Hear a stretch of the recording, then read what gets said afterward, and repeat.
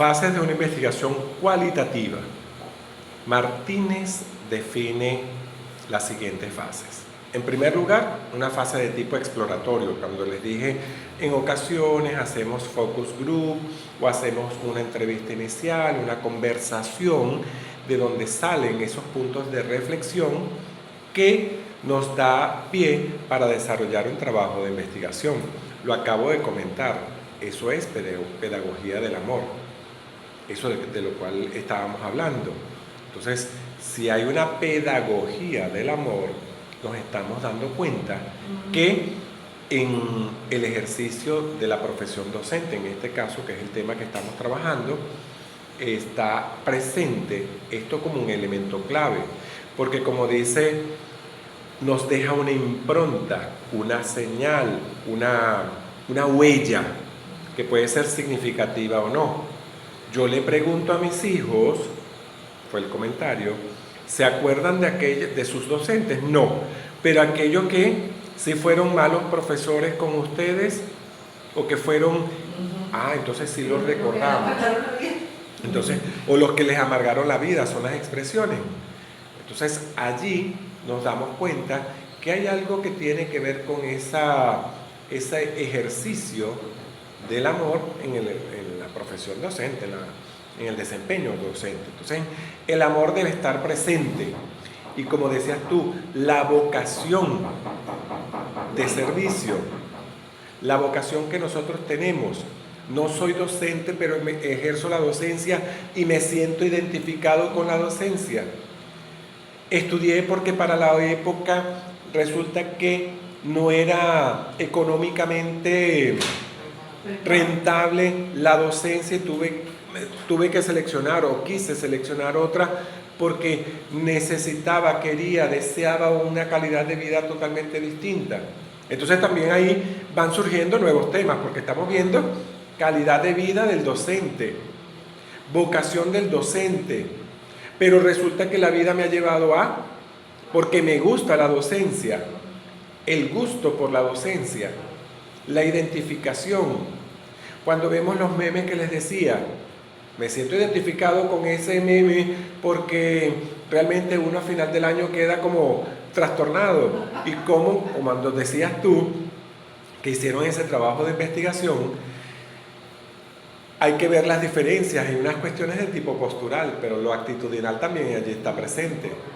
Por ejemplo, si yo estoy de pie y adopto la postura adecuada, eso no debería ocurrir. Entonces, si yo estoy con una actitud negativa hacia el ejercicio de la enfermería, en este caso, yo estoy allí incómodo. Aun cuando se han dado ciertas pautas para realizar el trabajo de manera ergonómica. Y si es ergonómico, no genera ningún tipo de... No debería generar ningún tipo de lesión. Entonces, allí nos vamos dando cuenta. Cuando esto sucede, estas observaciones observaciones, cuando hablamos de observación, es ver, escuchar lo que sentí en la entonación de la voz que me dio la gente, esos actores claves con los cuales estoy consultando, y comienzo a identificar problemas de investigación. Esto es parte de esta fase inicial. Comienzo a hacerme preguntas: ¿por qué? ¿Para qué? ¿Con quién? ¿Cuándo? ¿Dónde? ¿Cómo? Comienzo a hacer una revisión documental, una revisión de la literatura, o lo que algunos autores llaman observación documental, porque hasta el término cambia, porque esa observación consiste en practicar esa hermenéutica de análisis del discurso, como cuando nosotros utilizamos un resaltador para subrayar cierta información. Eso es hermenéutica lo que nosotros estamos haciendo, y estamos haciendo codificación. Y lo hacemos, pero no sabemos el nombre. Y eso lo practicamos en investigación cualitativa. Otro aspecto, la perspectiva teórica que nosotros vamos a adoptar. Les dije, ¿cuál es el enfoque nociológico, el enfoque que le vamos a dar a este trabajo de investigación? ¿En qué teorías del conocimiento nos vamos a sustentar? Y eso es lo que va a ir dando, encauzando, porque es en función de esas teorías. Y yo tengo que tener conocimiento de esas teorías para ver en qué consiste y poder tener un cambio actitudinal en la investigación cualitativa. El otro elemento, la fase de planificación. Todo debe ser planificado y esta fase de planificación implica la selección del escenario de investigación. En investigación cuantitativa hablamos de otra cosa, hablamos de población, hablamos de área geográfica. Aquí hablamos de escenario, de espacios. ¿Dónde lo voy a realizar? Es ese dónde lo voy a realizar. ¿Con quiénes lo voy a realizar? ¿Quiénes están allí involucrados? También habla de la selección de la estrategia de investigación. Estrategia implica qué actividades, técnicas y recursos voy a utilizar durante todo este proceso para alcanzar mi propósito. Dice redefinir el problema. ¿Qué resignificación, qué reconstrucción le voy a dar desde la perspectiva que me están dando los actores sociales? ¿Qué es lo que emerge? ¿Qué es lo que surge? Porque a lo largo del proceso yo puedo tener una concepción inicial, pero eso va cambiando en la medida en que voy investigando, indagando, haciendo observación documental, buscando en qué espacio está ese estado del arte de la investigación. ¿Qué es lo que están hablando otros? Para yo ir mezclando, dándole ingredientes nuevos para generar productos nuevos. Y hacer preguntas en caso de ser necesario, interrogantes, dudas, plantearlas, porque esas dudas son las que me llevan a mí a ir evolucionando. Nos dice que también hay una fase de recogida de información para interpretarla. Ojo, el término datos en la investigación cualitativa, desechamos el término datos normalmente porque el dato es muy empleado en la cuantitativa. Nosotros recogemos información. En la cuantitativa se habla de datos porque son datos numéricos que vamos a transformar en información. En este caso ya la información viene dada por los distintos actores que me la están ofreciendo. Por eso les decía, vamos a cambiar en investigación cualitativa, cambiamos esa concepción de instrumentos cerrados, lo hacemos abiertos y en profundidad para poder ir captando la esencia de los significados y las percepciones que le dan los actores claves. O sea, me interesa, por sobre todas las cosas, no es la cantidad, es la calidad, es eso que puedo percibir de esa gente que realmente está involucrada en el proceso.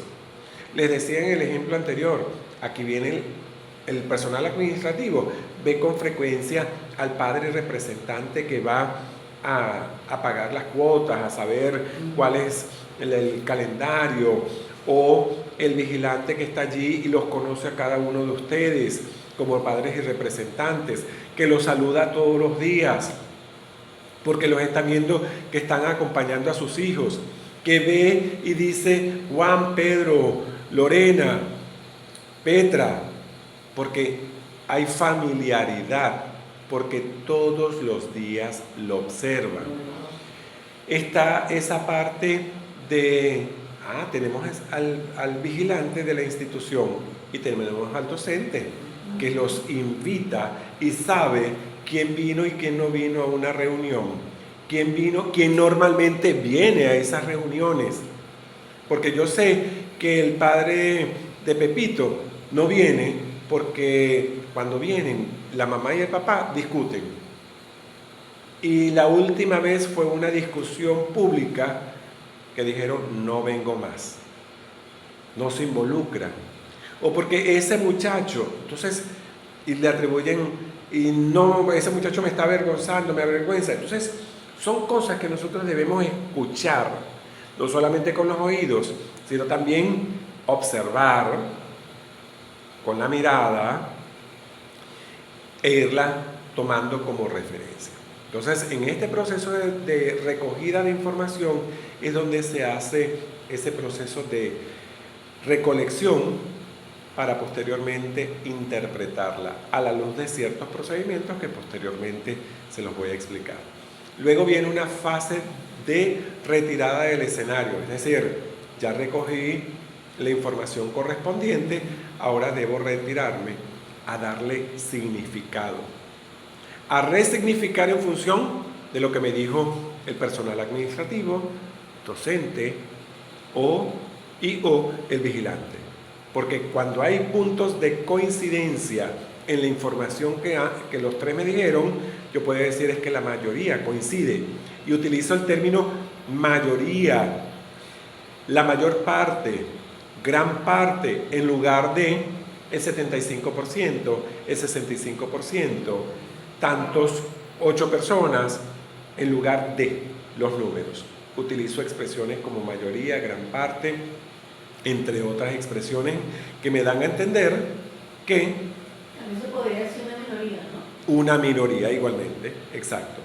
Entonces allí tú hablas y no hablas, por ejemplo, de aspectos como la moda, que en la investigación cuantitativa decimos la mayor parte conformada por el 75%, ahí estamos utilizando no solamente la estadística desde el punto de vista del porcentaje, sino haciendo referencia al dato que más se repite. Entonces el dato que más se repite nos está hablando de una moda. En este caso, cuando decimos la mayoría, entonces estamos haciendo, o la minoría, estamos haciendo un punto de comparación entre quienes vienen más y quienes vienen menos, en el ejemplo que estamos colocando. Y por otro lado, la negociación de esa retirada y el análisis intensivo de la información. Eso implica un proceso riguroso. A veces por desconocimiento no se hace, sino que se maneja de manera muy superficial.